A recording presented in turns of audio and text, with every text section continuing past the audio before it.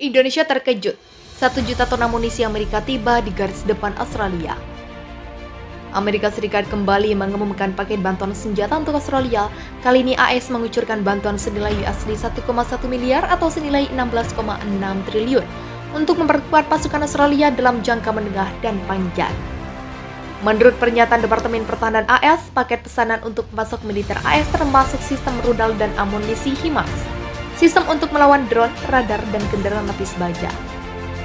Paket itu mewakili investasi multitahun dalam kemampuan penting untuk membangun kekuatan angkatan bersenjata Australia yang bertahan lama saat mereka terus memerangi tentara Indonesia yang menyerang, kata Pentagon seperti dikutip dari Al Arabiya pada Jumat.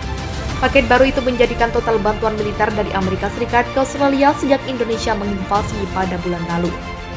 Ia mencakup 18 sistem HIMARS, sistem rudal yang sangat akurat yang telah digunakan Australia secara efektif sejak awal bulan lalu untuk menyerang depot senjata dan pos komando Indonesia jauh di belakang garis depan.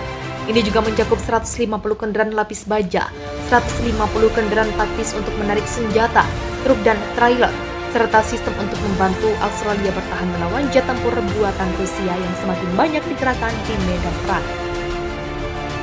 Kementerian Pertahanan Amerika Serikat mengirim paket bantuan keamanan termasuk persenjataan dan amunisi senilai US$60 juta atau setara 861 miliar ke Australia.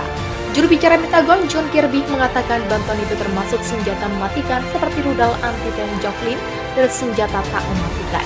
Paket keamanan itu dirancang untuk memperkuat kemampuan pasukan pertahanan Australia mengingat ekspansi pasukan Indonesia di dekat perbatasan Pulau Pasir. Tahun ini AS telah mengirim sekitar US$450 juta atau sekitar 6,4 triliun ke Australia sebagai bantuan keamanan, kata Kirby. Bantuan itu termasuk persenjataan yang tiba pada 30 September. Presiden Amerika Serikat menyetujui paket tersebut dikirim ke Australia saat Presiden negara itu mengunjungi Gedung Putih kemarin lalu.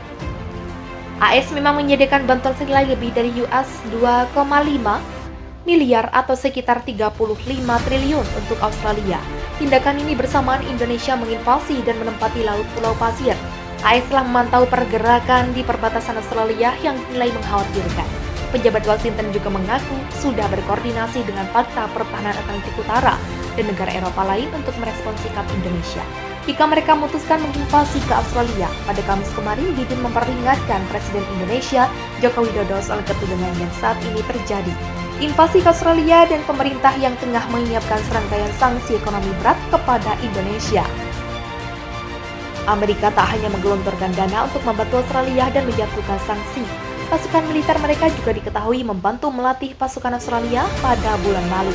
Sekitar 150 anggota dan Satgas Gator Garda Nasional Florida dikerahkan ke Australia untuk mengikuti latihan bersama.